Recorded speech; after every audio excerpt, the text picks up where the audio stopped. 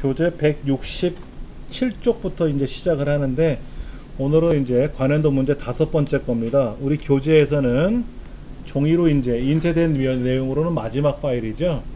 2015년도 3회 시행했던 문제입니다. 데이터 입력하는 거 하고, 그 다음에 기본 서식 설정하는 거는 생략하고요. 세 번째 나와 있는 고급 필터를 사용하는 걸 한번 설명드리도록 하겠습니다. 공연 요금이 2만원 이상이면서, 그러면 AND 조건이네요. 같은 줄에 조건을 걸어야 되겠죠. 그 다음에 예매량이 그랬으니까 이 두 개를 복사해서 A 18번째에다가 이제 붙여놓고 나서 여기다가 2만원 이상, 크거나 같다 2만원 쓰면 되고, 예매량은 1000 이상이니까 크거나 같다 1000 이렇게 쓰면 되겠죠. 이렇게 조건을 먼저 걸어야 되겠죠. 그렇죠? 예. 그 다음에 이제 데이터가 있는 영역을 블럭을 잡고, 아니면 그냥 클릭하셔도 되죠. 그 다음에 데이터 메뉴에 가셔서 고급 필터, 다른 장소에 복사할 거고요. 조건 범위는 아까 이렇게 입력했던 조건 범위, 복사 위치는 문제에서 지정한 A의 22번째 셀. 그래서 확인 누르면 착한이 나오죠. 예, 2만 이상이면서 1000 이상이라고 하는 공연 요금과 예매량을 동시에 만족해야 되는 그런 경우가 이제 출력이 됐죠. 고급 필터는 이제 어렵지는 않아요. 그렇죠? 이제 고급 필터의 조건이 뭐냐면 이런 거예요. 연극이 아닌 거, 뭐 이런 걸 수 있잖아요. 그러면 이제 구분이 연극이 아닌 거 하면 조건을 이제 우리가 걸 때 이렇게 쓰면 연극이 아니다 이런 거죠. 이런 조건을 우리가 걸 줄 알면 되는 거예요. 조건을. 예. 그러니까 연극인 거 그러면 는 연극이라고 써도 되고 그냥 연극만 써도 되는데, 연극이 아닌 거는 다르다 연극 이거 쓰는 거. 요것만 기억하시면 웬만한 문제는 다 풀 수가 있어요. 그 다음 계산 작업.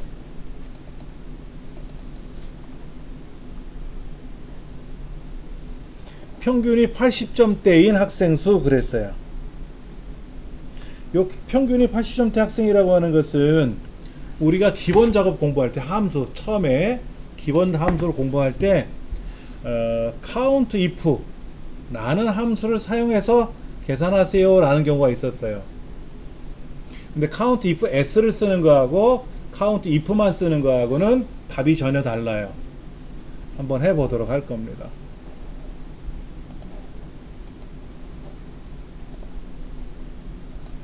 자, 문제 1번에서 평균이 80점대인 학생의 수를 판별해라 이런 거예요. 근데 이제 뒤에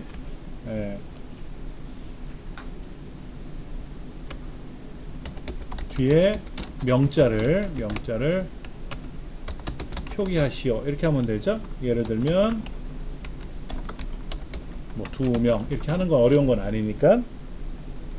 그 다음에 average if s, 그 다음에 count if s, sum if s 함수 중에서 선택하는 거하고 앰퍼센드 연산자를 사용하는 거니까 이거에 뭐 뒤에 명자 붙이면 되는 거니까. 예. 그럼 이런 겁니다. 는 count if s 써놓고 평균 중에서 80 이상, 평균 중에서 90 미만 이렇게 하면 돼요. 이제 뒤에다가 명자 쓰면 되니까 이건 상관이 없어요. 80점대라는 건 80점보다 크거나 같고 90보다 작은 거잖아요. 그렇죠? 자, 요거를 쓰면 돼요.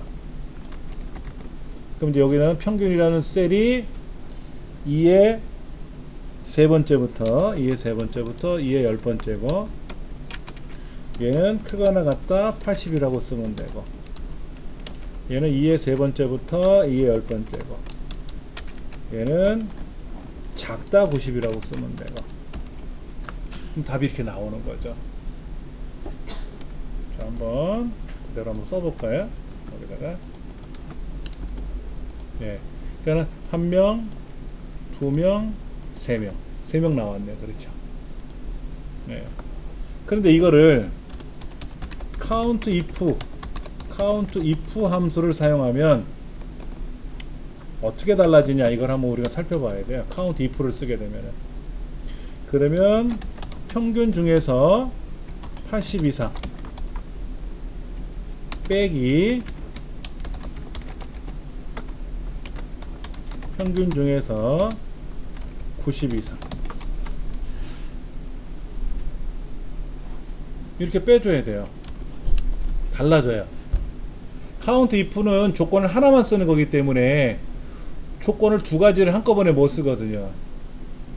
그러니까 80점보다 크거나 같고 90보다 작다라고 하는 조건을 한 번에 못 쓰기 때문에 count if s는 크거나 같다 80, 작다 90 조건 제시법을 갖고 쓸 수가 있어요. 근데 이제 count if 한 단순 함수에서는 80점 이상을 먼저 세요. 그럼 90점 이상도 있을 거 아닙니까? 그 중에 그러니까 마지막에 90점 이상을 빼버리면 80점대만 남는 셈이죠. 예. 여기다 명자 붙이는 건 뭐 어려운 거 아니니까 제가 명자 뭐 붙이면 되는 거고, 여기서 마찬가지로 2의 세 번째부터 2의 열 번째고요. 얘는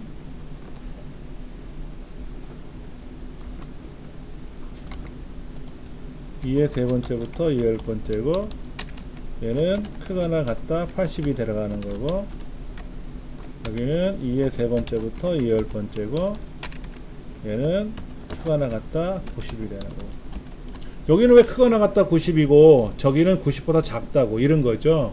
이걸 정확히 이해하셔야 돼요.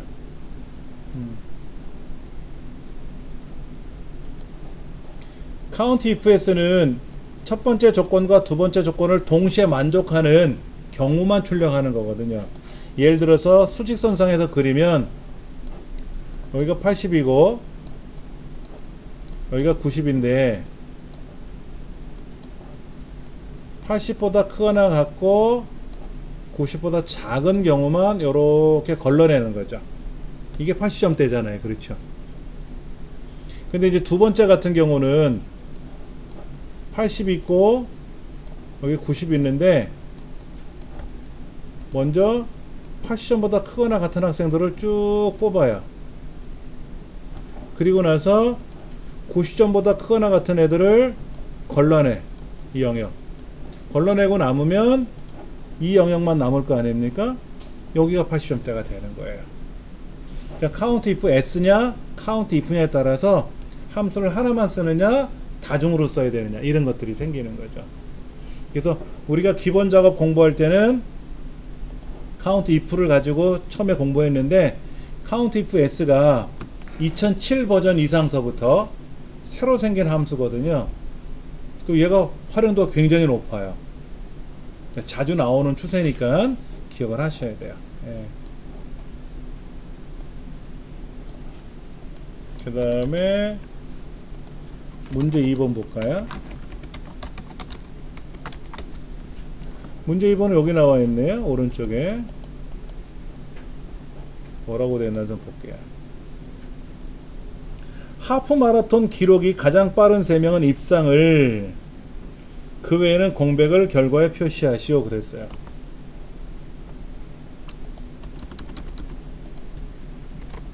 하프 마라톤 결과에서 기록이 가장 빠른 3명은 입상이라고 하고, 그 외에는 공백을 표시하시오 라고 되어 있어요. 그러니까 함수가 if 함수하고 small 함수를 사용하래요. 예를 들면 어느 기록보다 빠른 사람이 몇 명입니까? 라고 하면 단순히 계산할 수가 있는데, 내가 3등 안에 들어와야 되잖아요. 내가 3등 안에 들어와야 되지 않습니까? 3등 안에 들어와야 입상이 아닙니까? 그럼 이제 이거를 이렇게 쓸 수도 있어요. if 함수하고 랭크 함수를 사용하는 경우도 있겠죠. 랭크 함수를 사용하는 경우도 있잖아요. 그렇죠. 근데 이제 우리는 if하고 스몰 함수를 쓰라고 했으니까 얘를 써야 되겠죠. 는 if 조건식. 그래서 조건이 참일 경우하고 조건이 거짓일 경우하고 두 가지가 있겠죠. 지금은 입상이냐 공백이냐 경우의 수가 두 가지니까 if 한 번만 물어보면 돼요. if를 두 번 물어볼 필요 없는 거니까. 그러면 이 조건식에는 뭐예요? 이 조건식에는 뭐가 들어가죠? 가장 빠른 3명을 선발하는 거고요. 조건이 참일 경우에는 입상이라고 쓰면 되고, 조건이 거짓일 경우에는 공백을 표시하는 거예요. 그렇죠. 자, 그러면 어떻게 가장 빠른 3명을 선발하게끔 물어봐야 되느냐? 스몰 함수를 써야 되잖아요. 스몰. 이렇게 쓰면 돼요. 스몰 범위 중에서 3. 이게 뭐죠? 세 번째로 작은 값이죠. 스몰은 뭐냐면 저 범위 중에서 3이니까 세 번째로 작은 값이 나오는 거잖아요. 라지 하면 몇 번째로 큰 값이고 스몰은 몇 번째로 작은 값이잖아요. 이거죠. 내 기록이 스몰 세 번째 3보다 작거나 같으면 내 기록이 제일 작은 값이 1등이죠. 마라톤이니까 기록이 짧아야 1등이지 않습니까?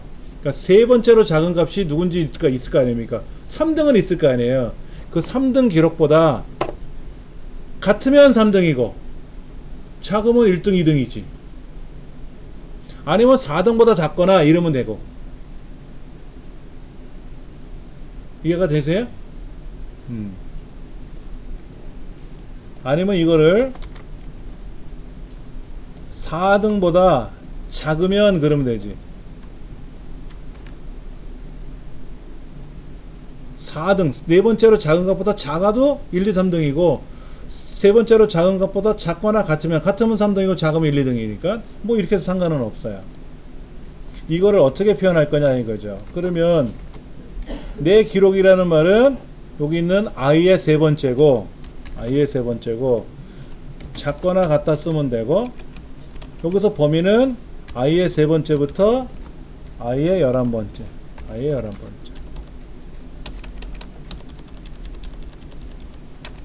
근데 여기는 달러가 들어가야죠. 이렇게 쓰면 되지. 이거를 잠깐만, 이거를 붙여 쓰던 뭐 떨어져 쓰던 이건 여러분 마음이니까. 아니면 이렇게 써도 되죠. 작다라고 쓰면 뭐다? 4등으로 쓰면 되는 거고. 같은 의미지 뭐.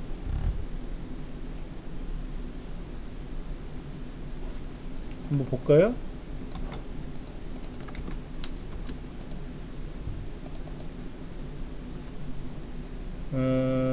i의 세 번째가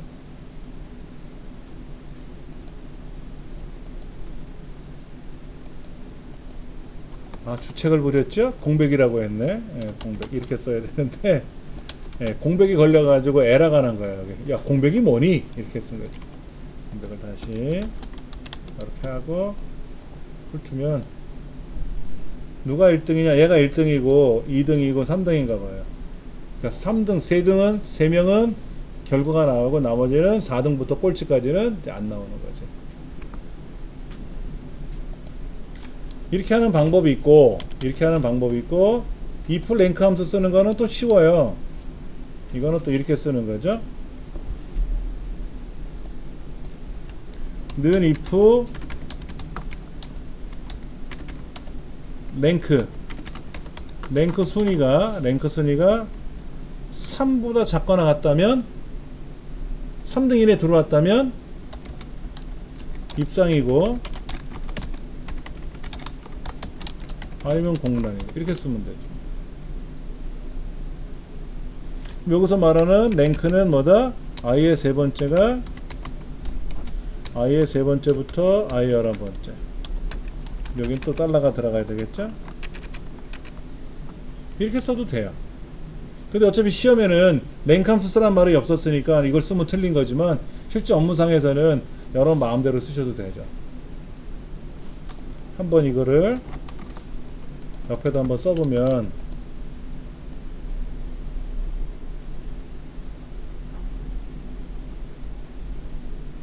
잠깐만.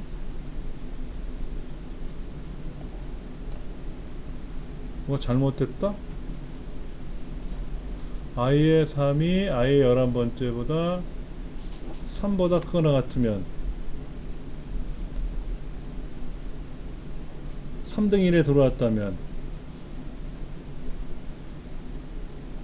i의 세 번째가 i의 세 번째 11번째보다 3등 1에 들어왔다면 왜 그러지?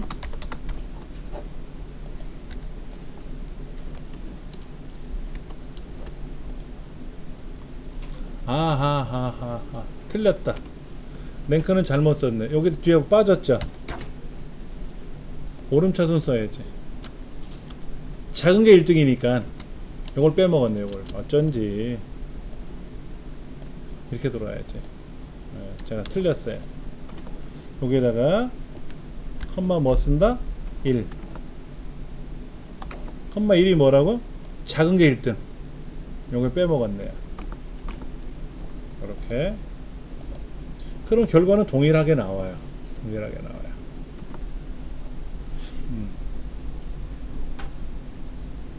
그러니까 어떤 함수를 쓰냐에 따라서 답이 같아지는 건데, 이제 시험 출제 위원들은 if는 어차피 써야 되는데 랭크 함수 식상하니까 너무 많이 써서 수몰 함수를 써가지고 대신 다른 거를 유도할 수 있게끔 이런 문제를 출제를 하는 거예요. 그러면 우리 공부하는 사람 입장에서는 왜 랭크가 나왔어 하고 투덜댈 수도 있지만, 가리키는 사람 입장에서는 이건 참신한 방법이다. 그럼 이거를 다른 곳에 응용할 수 있게끔 설명을 하면 좋겠다 라는 생각을 갖는 거죠. 그럼 여러분이 업무로 처리할 때 이렇게 3등 이내에 들어왔으면 입상이라고 해라 이렇게 할 수 있고, 또 이게 예전에 난 문제는 뭐였냐면 3등까지는 각각의 등수를 출력하는 거예요. 3등까지는 출력을 하고, 그렇지 않은 경우에는 공백을 출력하시오 이렇게 할 수도 있고요. 1등은 1등, 2등은 2등, 3등은 3등, 나머지는 공백. 그럼 랭크 함수만 갖고 써라 이렇게 할 수도 있고, if 에러를 쓸 수도 있고, 방법은 여러 가지예요. 만약에 각각의 등수를 표시하시오 이렇게 하면 되죠. 3등까지만 등수를 표시하고 나머지는 공란을 두시오. 그러면 그때는 이렇게 표현돼요. 여기에 입상이라고 출력되는 게 아니고 순위를 직접 출력하는 거거든요. 이렇게.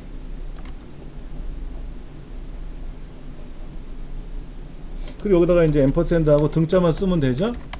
몇 등 하고 출력만 해주면 되죠. 내 순위가 3등 이내에 들어왔으면 내 등수를 출력하시오 이거야.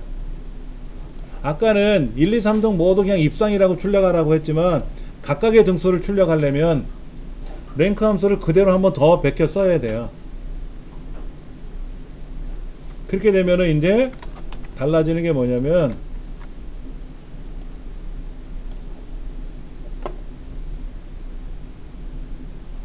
아까는 입상만 썼잖아요. 근데 이번엔 등수가 나오는 거잖아. 등수가 나오는 거죠.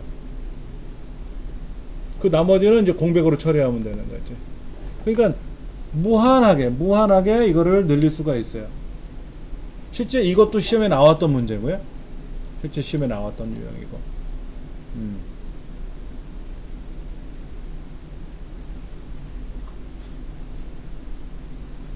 그렇게 해서 문제를 이제 뽑아낼 수도 있는 거죠.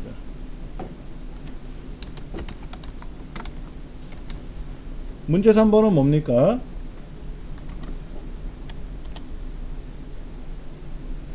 끝번호? 끝자리가 여기 있는 요일에 해당하는 걸 가져오는 거예요. 오른쪽에 있는 끝자리 하나를 가지고 매기는 거죠. 그렇죠. 그럼 VLOOKUP 함수를 써야 되겠죠? write 함수도 써야 되겠죠? 예. 그러면 5번 같으면 금요일이고 0번도 금요일이죠. 그렇죠? 그러면 는 VLOOKUP을 쓰고 write 함수를 써가지고 차량 번호에서 한 글자를 자르면 되는데, 그 다음에 문제, 그 다음 요일은 두 번째 쓰니까 요일을 가져오는데 유사일치입니까? 정확일치입니까? 유사일치하면 안 되죠? 0이 밑에 있잖아. 오름차순이 안 돼 있잖아요. 1, 2, 3, 4, 5, 6, 7, 8, 9, 10이 아니라 1, 2, 3, 4, 5, 6, 7, 8, 9, 0이잖아요. 그렇죠? 만약 0을 위에 썼으면 오름차순, 유사일치, 정확일치 다 돼요. 근데 지금은 정확일치만 써야 돼요.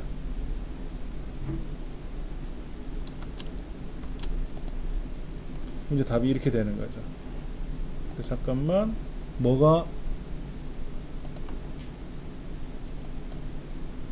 뒤에 컴마를 안 찍었죠. 정확일치를 안 썼지.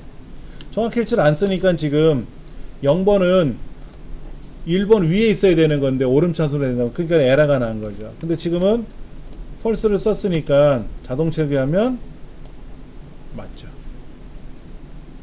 네. 그러니까 답이 전혀 다른 답으로 넘어갈 수 있어요. 차량 번호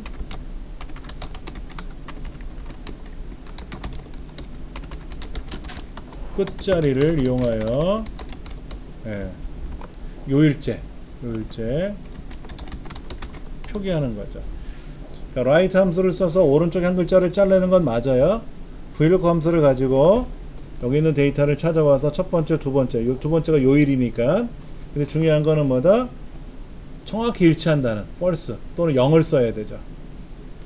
오름차순이 되어 있지 않기 때문에 얘를 비슷하게 일치를 쓰면 안 돼요. 그게 여기선 가장 중요한 것 같아요.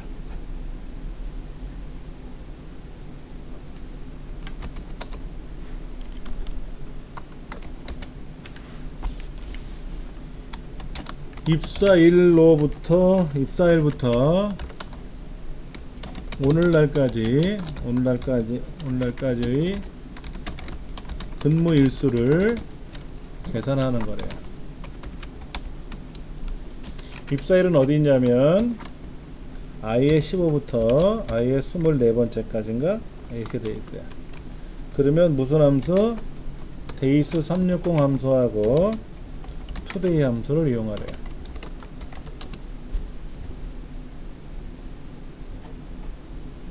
근데 days 360은 1년을 360, 한 달을 30일로 계산하는 거예요.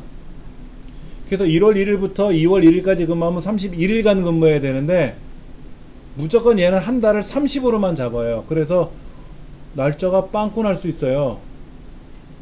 그거를 출제원이 모르는 건 아닌데 날짜와 연관된 함수를 내기에 이거만한 게 없어요. 복잡한 걸 내면 너무 어렵고 함수 목록이 없는 함수도 있으니까 그걸 내면 또 안 되니까는 협정 위반이잖아요. 그렇죠? 그래서 만만한 걸 저걸 내는 거예요. 그런데 이제 이런 거 있어요. 날짜 관련 함수에서는 중요한 게 작은 날짜를 앞에 쓰고 뒤에 큰 날짜를 써요. 그 다음에 뭐 옵션이 있던 없던 이건 나중 문제고, 그냥 계산을 할 때는 큰 날짜 빼기 작은 날짜를 해요. 뺄셈을 해줄 때는 큰 날짜 빼기 작은 날짜를 하지만 날짜와 연관된 함수를 쓸 때는 날짜를 두 가지 집어넣어야 되잖아요. 시작하는 날짜도 있고 끝나는 날짜도 있고 하니까는 뭐 빌려간 날짜, 반납한 날짜 이렇게 있는데 작은 날짜를 앞에 쓰고 큰 날짜를 뒤에 씁니다. 그러니까는 days 360 함수에서는 입사일을 앞에 쓰고 오늘날을 나중에 쓰는 거예요. 그리고 옵션이 있긴 있는데 옵션은 미국식이냐 유럽식이냐 두 가지예요. 근데 어차피 엑셀은 미국에서 만들었으니까 미국식이 기본값이 되겠죠. 자, 그럼 여기에다 이렇게 쓰면 되겠네요. 입사일은 어디다? 아예 11번째, 15번째. 오늘날은 뭐죠? 투데이지 뭐. 이렇게 쓰면 되지. 이건 투데이 열고 닫고. 투데이는 괄호 안에 아무것도 안 씁니다. 투데이는 괄호 안에 아무것도 안 쓰기 때문에 투데이 괄호 열고 닫고 끝. 그 다음에 마지막에는 데이트 360에 괄호 닫기. 네. 한번 계산해 볼게요. 근무일수가 이렇게 나왔는데요. 실제로는 투데이하고 빼기 자기 입사일을 빼줘야 돼. 이렇게. 그리고 얘는 숫자로 바꾸면 되죠. 얘는 숫자로 바꿔주면 돼요. 그리고 자동 채우기 해주면 보세요. 차이가 얼마나 많이 나나. 차이가 얼마나 많이 나냐면 이렇게 많이 차이 나요. 한 달을 30으로 잡고 1년을 12달이니까 365일, 366일이 되니까 5일 내지 6일씩 까먹는 거예요. 1년에 한 번씩. 이 사람 한 8년차 근무한 것 같은데 41일간 한 달치가 이 사람 2달치 이렇게 이제 날아가는 거예요. 그래서 날짜에서 날짜를 빼주는 거는 데이트 360을 쓰는 건 아닙니다. 실제로는 그냥 날짜에서 날짜를 빼주세요. 오늘 날짜에서 입사일 날짜를 빼는 거예요. 퇴사일에서 입사일을 빼주면 돼. 그러면 정확한 날짜가 나와요. 이게 가장 정확해요. 예. 근데 이거는 연산자가 아니라 투데이라는 함수만 물어보긴 좀 뭐하잖아요. 그렇죠? 날짜와 연관된 함수를 넣으려고 보니까는 데이트 360 말하는 게 없다 이거야. 이게 불편한 건 아는데도 이거를 낼 수밖에 없다는 현실이죠. 근데 분명히 이렇게 보시면 오차가 발생할 수는 있어요.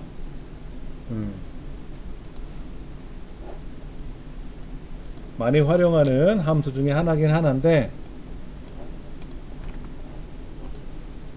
그럼 뭐 끝나지 뭐. 원래는 오늘날에서 큰 날짜, 오늘날에서 입사한 날짜를 빼는 게 가장 정확하지만 함수와 연관된 시험 때문에 이걸 냈다. 그 다음 문제 5번은 어떤 게 나왔나요? 홈런이 40개 이상인 선수들의 삼진의 평균을 계산하래. 그러니까 홈런이 여기는 C의 28번째부터 C의 36번째고 삼진은 E의 28번째부터 E의 36번째고 그러니까 평균이니까 뭐를 써야 될까요? count if를 쓸 거냐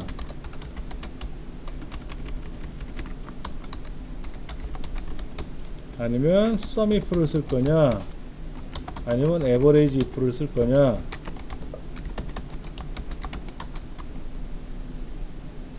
만약 이런 경우도 있어요.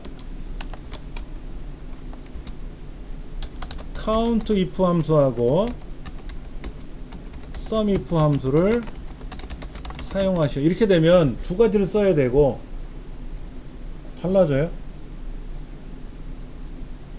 시험에도 이렇게 나오기도 합니다. 여기서는 지금 뭐예요? average if 함수를 쓰겠죠. 그러면 범위, 조건, 평균을 구할 이렇게 들어가는 거예요. 여기선 count if나 sum if를 쓸 일이 없죠. average if를 쓰면 돼요. 그러면 여기서 말하는 범위는 어디다? 홈런. 조건은 뭐다? 40개 이상. 평균을 구할 범위는 어디? 삼진. 홈런이 40개 이상인 선수의 평균이 삼진의 평균이니까 구했잖아요. 그럼 여기서 말하는 홈런은 C의 28번째부터 C의 36번째고, 얘는 크가 나갔다 40개고, 삼진의 범위는 어디다? 2의 28번째부터 2의 36번째고.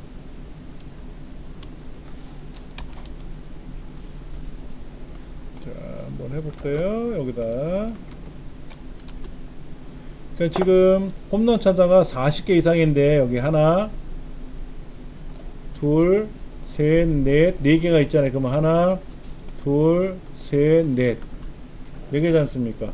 여기에 평균 구하는 거니까 평균 구해지는 거죠. 근데 이런 문제가 아니라 어떻게 해라? 이 카운트 if를 쓰래. sum if를 쓰래. 두 가지를 써서 쓰래. 그러면 평균이란 말은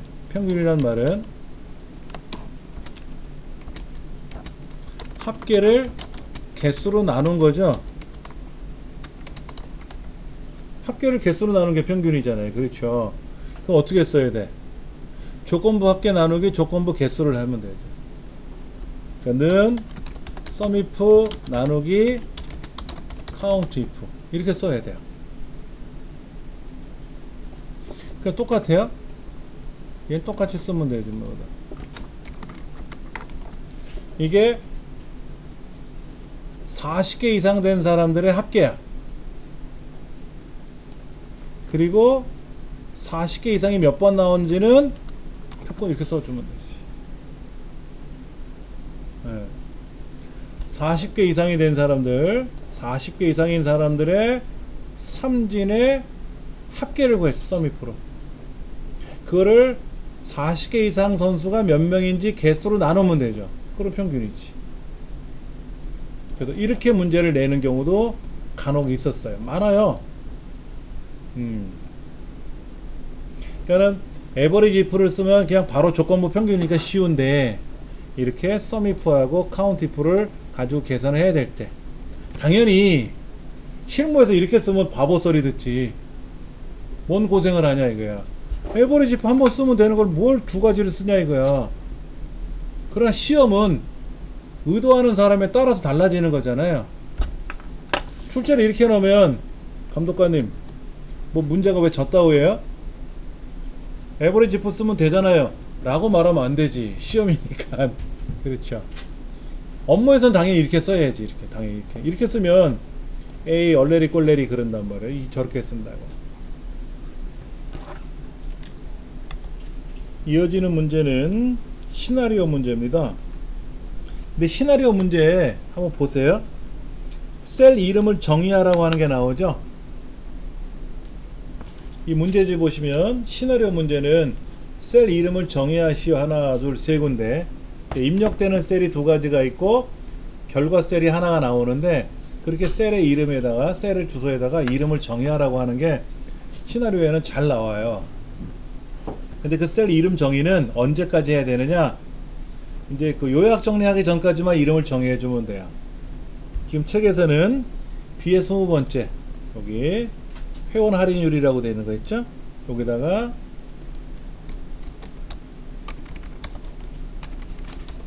회원 할인율, 그 다음에 C의 20번째 비회원 할인율, 그리고 I 16번째 여기 끝에 결과 판매 총액 총계, 판매 총액 총계라고 이름을 정의하는 데가 몇 번 나온다? 세 군데가 나와요. 이걸 하고 들어가는 게 제일 수월해요. 그리고 시나리오 문제는 요 아래에 있는 입력표나 입력되는 셀 두 개가 있지 않습니까? 여기를 블럭을 잡고 들어가면 편해요. 뭐 블럭 잡지 않아도 상관없지만, 예를 들면 이런 거예요. 시나리오를 들어가야 되는데 제가 이제 새로운 시나리오 추가할 거 아닙니까? 그럼 여기 변경되는 셀이 미리 잡고 들어갔잖아요. 그럼 자동으로 세팅이 돼. 그런데 다른 데를 클릭해 놓고 시나리오 명령에 들어가면, 새로운 시나리오를 추가하려고 그러면 이 변경되는 셀을 다시 지정해 줘야죠. 그리고 뭐 여러분들 편하신 대로 하시면 돼요. 첫 번째 시나리오 이름은 할인율 인상. 시나리오 이름에는 빈칸을 띄우든 안 띄우든 상관은 없습니다. 그러나 우리 시험에서는 띄우라는 말이 없으니까 띄우면 안 되겠지만, 실무에서는 할인율 인상 띄워도 되고 붙여도 되고, 그리고 변경되는 셀은 아까 이제 블록을 정해줬으니까 확인 눌러주고, 20%니까 0.2라고 써도 되고 0.2라고 써도 되고 20%라고 써도 되고, 얘는 15%니까 0.15 아니면 얘를 20% 쓰고 여기 15% 쓰고 직접 쓰셔도 되고, 확인 다음에 다시 시나리오 추가해도 되고 지금 바로 추가해도 되고. 이번에 시나리오 이름은 할인율 인하. 할인율 인하. 변경되는 셀은 달러 표시 없어도 상관없으니까 확인.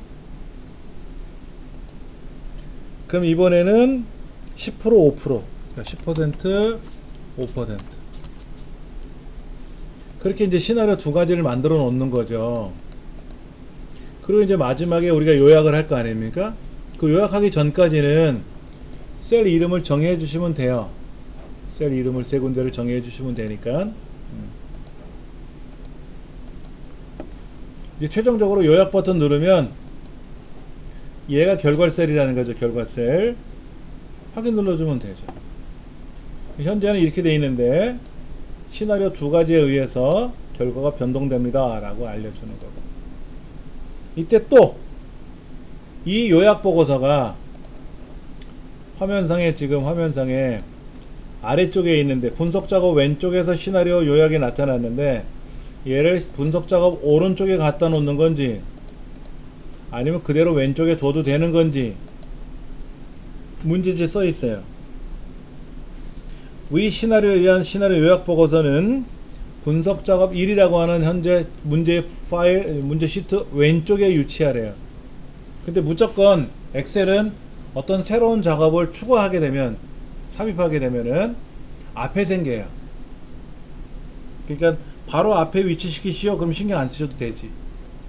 바로 뒤에 위치시키시오 그러면 얘를 끌어다가 오른쪽에 끌고 가야 돼요, 순서가. 지금은 그렇게 하면 또 안 되고. 그러니까 다 해놓고 만약에 오른쪽에 위치시키시오 그랬는데 안 하면 빵점. 뭐라고 되어 있냐면 5자로 인한 부분 점수는 인정하지 않겠다 이거야. 여기 할인율 인상이라고 이름을 써야 되는데 모르고 잘못 썼어. 인장 이렇게. 그럼 글자를 하나 틀린 거잖아요. 그럼 빵점. 맞으면 10점을 주고 한 개라도 뭐라도 틀리면 무조건 0점 처리하겠다 그 얘기입니다. 자, 만약에 이 시나리오 이름을 잘못 썼어요.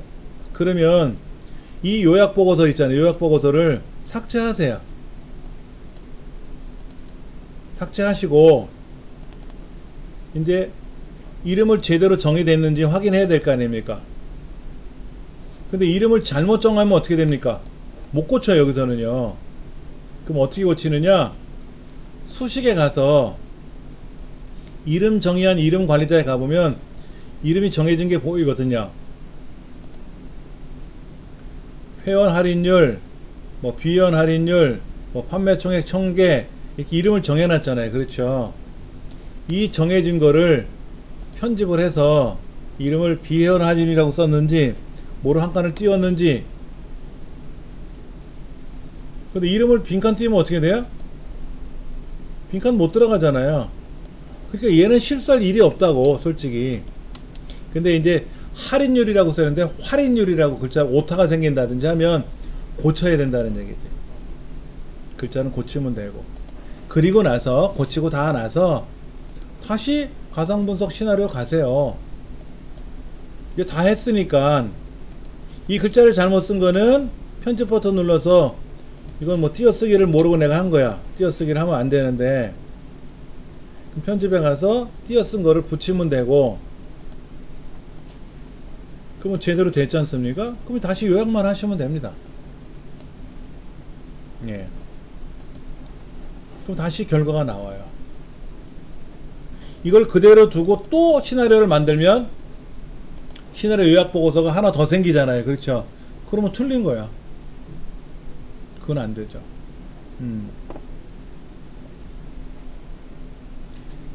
시나리오 작업은 그렇게 부분 점수 주진 않는다. 앞에 왼쪽에 보시면 1, 2, 3, 4, 5 이렇게 뭐 써있지 않습니까? 이렇게 돼 있는 건 부분 점수가 있어요. 뒤에도 보면 차트 문제가 있잖아요. 차트 문제. 매크로 문제도 1, 2, 1, 2, 3, 4, 5 이렇게 정해져 있지 않습니까? 번호가. 이러면 구간 점수가 주는 거예요. 2점씩. 근데 시나리오라든지 피벗 테이블이라든지 부분합은 한 방에 끝나는 겁니다. 10점을 받든지 빵점을 받든지. 그러니까 틀리면 굉장히 마음 아프죠.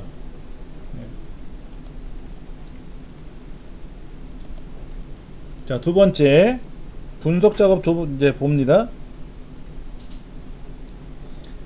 실제 데이터가 이만큼 있네요. 이 실제 데이터를 블럭을 잡아도 되고 클릭하셔도 되고, 그리고 삽입에 가서 이번에는 아까는 데이터에 가서 우리가 필터를 걸거나 정렬을 하거나 부분합을 하거나 또는 뭐 다른 작업을 하는 거예요. 통합을 하든지. 예, 그러나 피벗 테이블은 어디에 있다? 삽입이라는 메뉴에 있다. 그럼 피벗 테이블 누르셔가지고 자동으로 블럭을 잡았네요. 기존 워크시트 선택하시고 어디? A의 22번째. 항상 기존 워크시트에다 하더라고요. 그리고 문제에서 어느 셀에다 클릭하세요 라고 써있잖아요. A 22번째 셀부터 시작하라 이렇게. 그럼 클릭하고 확인 누르시면 되죠. 그럼 이제 이거 결과 보고서를 이제 한번 만들어 봐야 되는데, 첫 번째 뭐라고 되어 있어요? 납품업체라는 항목은 보고서 필터라는 곳에다가 놓고,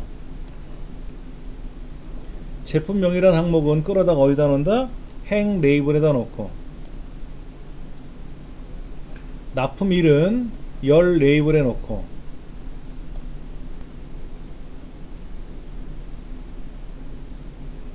그 다음에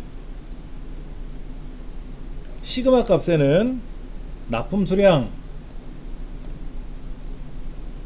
그 다음에 납품 총액, 순서가 그렇게 된 거예요. 순서를 함부로 하면 안 되죠. 납품 총액을 먼저 쓰거나 하면 안 돼. 납품 수량. 얘는 마우스로 이렇게 올리고 위아래로 옮기면 순서가 바뀌니까 마우스로 왔다 갔다 하시면 돼요. 만약에 합격 아니라 다른 함수를 써야 된다 그러면 항목을 클릭해서 아래쪽에 있는 필드, 값필드 설정 가서 뭐 평균을 하시면 평균, 개수로 하시면 개수, 이렇게 하시면 되는 거니까. 예. 이제 둘 다 지금 합계, 납품 수량의 합계, 납품 총액의 합계 구하라 그랬으니까 그냥 그렇게 하시면 되고, 그 다음에 뭐를 해야 되나 볼까요? 행 및 열의 총합계를 빼래. 여기 지금 세로 합계가 나오고 가로 합계가 나온단 말이에요. 필요 없대, 빼래. 그러면 옵션에 가서 피벗 테이블 도구에 있는 옵션 메뉴에서 옵션 항목을 클릭하는 거예요. 그러면 여기에 요약의 필터에 뭐를 빼라고 하는지,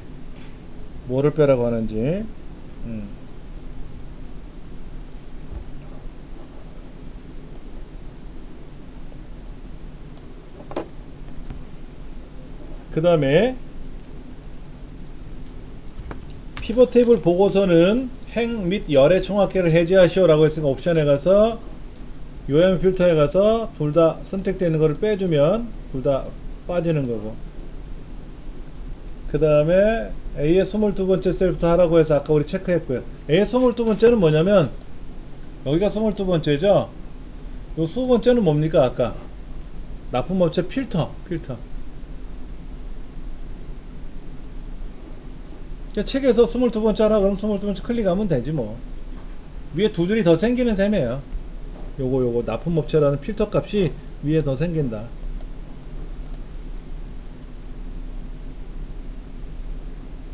그 다음에 개요 형식으로 지정하래요. 여기 보면 옵션 있고 디자인이 있는데 디자인에 가시면 레이아웃 구조 있어요. 보고서 레이아웃. 그래서 지금 압축 방식으로 되어 있는데 얘를 개요 형식,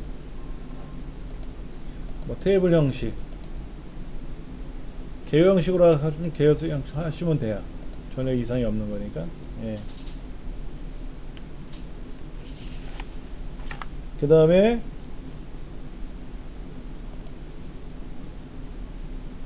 값 영역에 값 오른쪽에 값이 있잖아요. 이거 값이 이렇게 있잖아요. 그렇죠?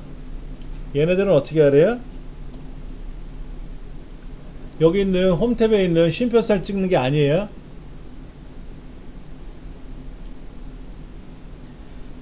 값 필드라는 게 있어요. 값 필드. 아까 여기 보시면 납품 수량을 클릭하면 값 필드 설정이라고 있잖아요. 그렇죠? 여기 가셔가지고 표시 형식에 가서 숫자에 가서 천 단위마다 구분 기호 사용,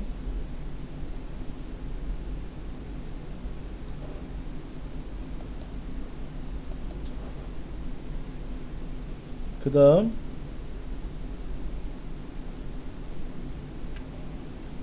납품 수량, 납품 총액, 납품 수량은 어떻게 나볼게요? 납품 수량? 납품 총액을 봐야겠네. 아까 좀 전에 납품 수량을 했으니까 납품 총액에 가서 납품 총액도 표시 형식에 가서 천 단위마다 구분기호. 안 되있나? 맞죠? 천 단위마다 구분기호. 잠깐만. 납품 총액 할게. 값필드 설정, 표시 형식에 가서 숫자에 가서 천 단위마다. 오케이. 그렇게 해야만이 숫자마다 컴마가 찍혀. 그냥 가장 쉬운 건 블럭 잡고 요 쉼표살 찍는 건데, 책에서는 또 책 나름대로 그렇게 방식을 이용해서 하래요. 그럼 해야지 뭐.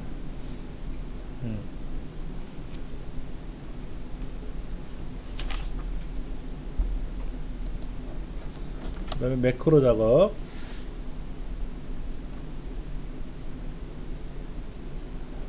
총원을 계산하는 총원. 더하면 되겠네 뭐. 는 썸 하면 되든지 아니면 클릭해서 더하기 해도 되고, 하여튼 간에 총원을 계산한 매크로를 작성하래요. B 12번째, C 13번째 여기다가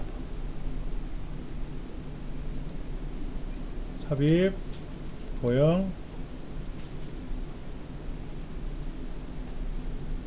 직사각형.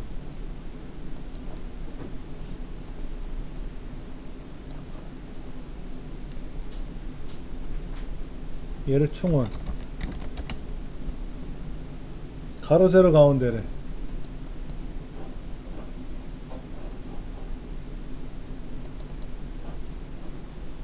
이 홈 탭에 가서 가로 세로 가운데. 그럼 가운데 딱 들어갔죠. 그래서 이 글자 총원이라는 글자를 딱 클릭하면 여기 촥 답이 나오게끔 하라는 얘기죠. 예. 그러면 총원이라는 곳에 가서 오른쪽 눌러 가지고 매크로 지정.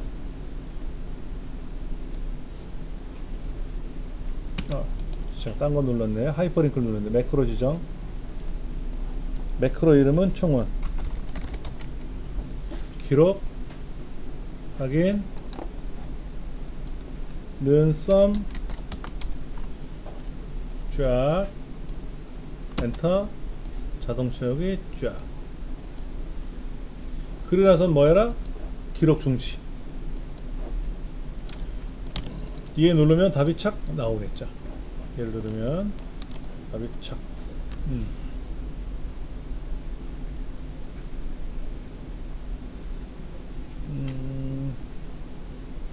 두 번째 문제는 A의 세 번째부터 I의 세 번째까지를 표준색 빨강에 표준색 노랑으로 칠하고 뭐 하래요.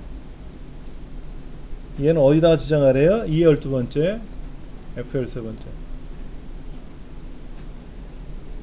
단추하러 있죠, 단추. 개발 도구에 가서, 삽입에 가서, 양식에 가서, 얘를 그리고 나서, 그 다음에 뭐 한다, 여기다?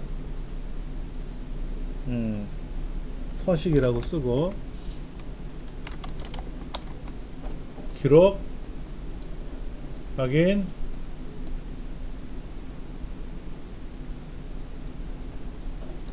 그 다음에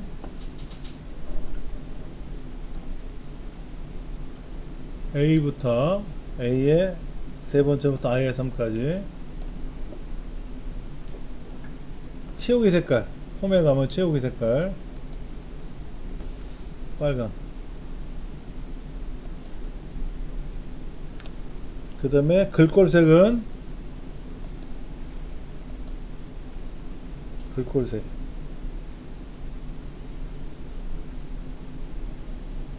그럼 됐나요? 그럼 기록 중지 눌러야지 뭐. 요거의 이름은 서식, 얘는 총원, 얘는 서식.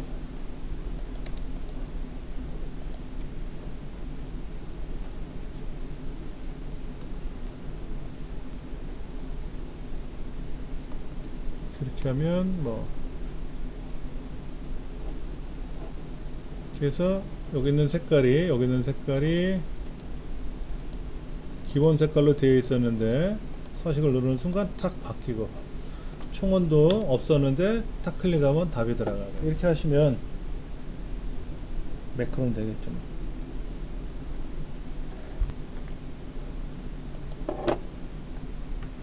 상반기만 들어갔네. 여사원들 하반기 성적이 어딨나 보세요. 하반기 여 2개, 하나. 하반기 356, 그 다음에 2개 건너뛰고 2개 붙이고 하나 건너뛰고 하나. 데이터가 하나, 둘, 셋, 넷. 아, 여기 밑에 또 있으니까. 자, 다시 하나, 둘, 셋, 넷. 얘를 복사해서 컨트롤 C 복사해서 차트 테두리를 클릭하고, 붙이기가 뭐죠? 컨트롤 V죠? 컨트롤 V. 만약에 하반기를 빼시오 그러면 하반기 클릭해 가지고 딜리트 누르면 지워지는데, 그때도 잘못 지워져서 어떻게 됐다? 다 지워져 버렸네. 하반기를 넣으래. 그럼 어떻게 한다? 여기 있는 데이터 영역을 똑같이 복사해서 컨트롤 V 누르면 붙는다 이거죠.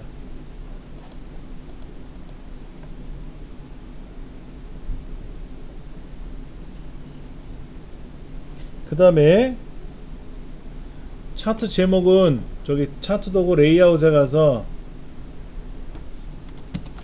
차트 제목 눌러서 차트 위 여사원 영업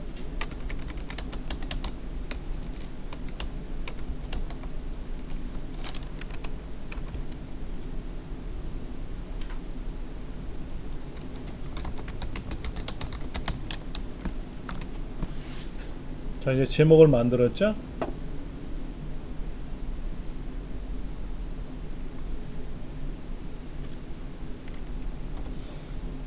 자, 이게 차트 영역이고요. 차트 제목인데 이 영역의 크기를 줄일 수도 있고 제목의 위치를 당길 수도 있어요. 그러면 이제 문제가 뭐냐면 이 범례 같은 경우를 위쪽에다 그러면 범례가 엉망된 거야. 이게 깨져버린 거예요. 깨져버린 거예요. 그러면 어떻게 하느냐, 실제 업무상에서는 여기 차트 디자인에 가면 보이세요? 이런 차트 레이아웃 보이시잖아요. 그럼 알아서 크기가 변동된다고. 차트 레이아웃 1번, 2번은 아니니까 1번. 그럼 원래대로 쫙 돌아와요. 그래 놓고 나서 이 책대로 하시면 돼요. 차트 제목은 차트 위에다 추가해 놓고, 글꼴은 홈에만 있습니다.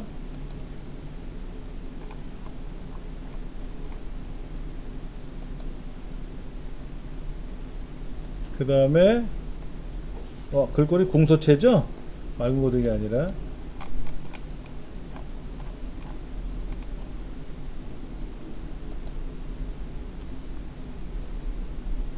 글꼴 색은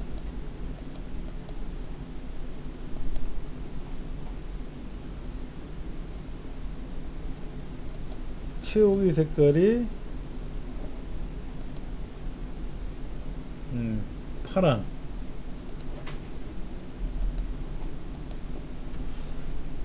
이렇게 하는 거죠. 그 다음에 이제 왕조연이라는 사람이 여기 두 번째 사람으로 나왔는데, 각각의 값에다가 레이블 값을 표시하래요. 바깥쪽 끝에다가. 그러면 여기다 클릭해 가지고 레이아웃에 가서 레이블 바깥쪽 끝에, 그러면 왕조연도 아니고 딴 사람들, 유성원도 다 한꺼번에 올라간단 말이에요. 그러니까 레이블을 함부로 쓸 수가 없어요. 그래서 어떻게 쓰냐면, 여기 있는 왕조연이라는 사람을 클릭하고 한 번 더 클릭하고, 그리고 데이터 레이블에 가서 바깥쪽 끝에, 그 다음에 왕조연의 빨간 거 하반기를 클릭하고 한 번 더 클릭해서, 그 다음에 바깥쪽 끝에 두 가지가 들어가죠. 만약에 여기는 하반기만 선택하고 레이블을 추가하면 어떻게 돼요? 이 빨간 막대에는 값이 보일 거다.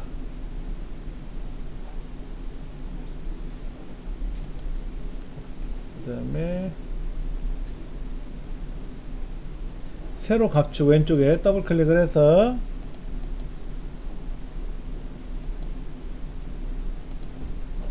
최저값은 얼마? 100이었나요? 100? 그렇죠. 여기 최대값에 가서 지금 뭐라고 되냐면 500. 주 단위는 얼마? 100. 그 차트 영역, 차트 자체를 클릭하면 차트 영역 서식이 뜨죠.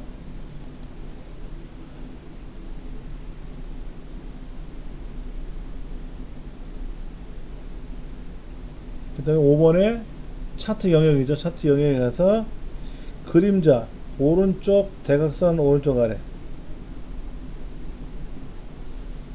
그러면 차트 스타일에 가서, 잠깐만요,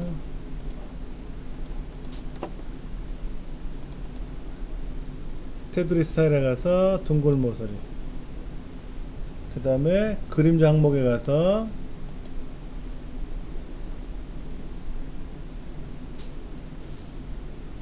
이렇게 주면 오른쪽 하단 쪽으로 그림자가 이렇게 생기고, 예, 제목도 들어갔고 검열이 있고,